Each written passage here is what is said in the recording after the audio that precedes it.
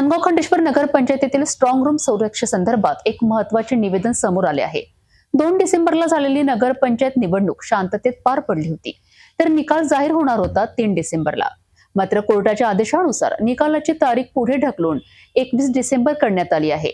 या पार्श्वभूमीवर परिसरातील बदलत्या परिस्थितीमुळे संशय निर्माण होत असल्याचे सांगत मतदान यंत्र ठेवलेल्या स्ट्रॉंग रूमला तातडीने नेटवर्क जॅमर बसवावेत अशी मागणी भारताचे कम्युनिस्ट पक्षाने केली आहे। नांदगाव खंडेश्वर नगरपंचायत निवडणुकीनंतर स्ट्रॉंग रूमची सुरक्षा वाढविण्याची मागणी जोर धरताना दिसत आहे। 2 डिसेंबर रोजी झालेली सार्वजनिक निवडणूक अगदी शांततेत पार पडली, पण निकालाची तारीख पुढे ढकलत 21 डिसेंबर निश्चित झाल्यापासून कार्यकर्त्यांमध्ये शंका निर्माण झाल्या आहेत। याच कारणामुळे सीपीआयएम पक्षाचे तालुका सचिव श्याम शिंदे आणि इतर कार्यकर्त्यांनी निवेदन देत सांगितले की स्ट्रॉंग रूमच्या आसपास अनधिकृत हस्तक्षेप होऊ नये म्हणून नेटवर्क जॅमर तात्काळ बसवावेत। तसेच स्ट्रॉंग रूमवर सतत लक्ष ठेवता यावे म्हणून पक्ष कार्यकर्त्यांना परिसरात येण्यास परवानगी द्यावी, तसेच त्यांना अधिकृत ओळखपत्र देण्यात यावे अशी देखील मागणी करण्यात आली आहे। या मागण्यांवर प्रशासन काय निर्णय घेणार याकडे सर्वांचे लक्ष लागले आहे। स्ट्रॉंग रूमच्या बाहेर जॅमर लावलेच पाहिजे 100 मीटर दायऱ्यातील नेटवर्क जॅमर लावलेच पाहिजे स्ट्रॉंग रूमच्या बाहेर जॅमर लावलेच पाहिजे। नांदगाव खंडेश्वर तहसील कार्यालयात येथे मार्क्सवादी कम्युनिस्ट पक्षाच्या वतीने निवेदन सादर केले आहे।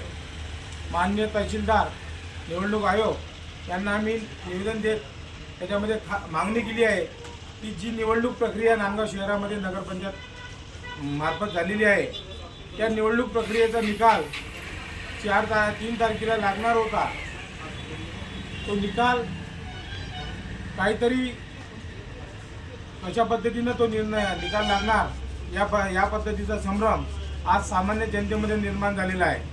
कारण की जो दुसऱ्या दिवशी निकाल लागणार होता, अचानक कोर्टाच्या निर्णयामुळे तो निकाल 21 तारखेला गेलेला आहे। त्या निकालामुळे आम्हा सर्व विरोधकांमध्ये मार्क्सवादी कम्युनिस्ट पक्षाच्या सर्व लोकांमध्ये एक चिंतेची बाब निर्माण झालेली आहे। कारण की अनेक निकाल आपण पाहिलेले आहे। त्या निकालामध्ये आपण जाणताय की कशा पद्धतीची निवडणूक प्रक्रिया हे सरकार राबवत आहे। आज कोर्टाचा आळ घेऊन हा निकाल त्यांच्या बाजूने वळवायचा आहे की नाही, हा त्यांचं एक ठरलेलं नियोजन असू शकतात। निकाल लावायचा की लावून घ्यायचा हा सुद्धा जनतेमध्ये एक सूर आहे। म्हणून या निवेदनामार्फत आम्ही माननीय तहसीलदार साहेबांना सांगितलं की आपण जिथं स्ट्रॉंग रूम आहे, जिथे ईव्हीएम ठेवलेले आहे, अशा ठिकाणी 100 मीटरच्या दायऱ्यामध्ये नेटवर्क जॅमर लावावा ही आमची मागणी खास करून आहे। जेणेकरून जो टेक्निकली बाब असतो, टेक्निकली काही इश्यू असतो, तो इश्यू तिथं थांबला पाहिजे। बरेचसे जागी आंदोलनं होतात, तिथं नेटवर्क जाम करतात की जनतेचं आंदोलन सामान्य माणसामध्ये जाऊ नये म्हणून आमची कष्टकऱ्याची पार्टी, सामान्य शेतकरी शेतमजुरांची पार्टी ज्या अधिकाराने जनतेला आम्हाला मतं दिली आहे, त्या मतामध्ये कुठे खोडताळ होऊ नये, मतांचा दुरुपयोग होऊ नये म्हणून जॅमर लावण्यात यावं, या निमित्ताने आमची मागणी आहे।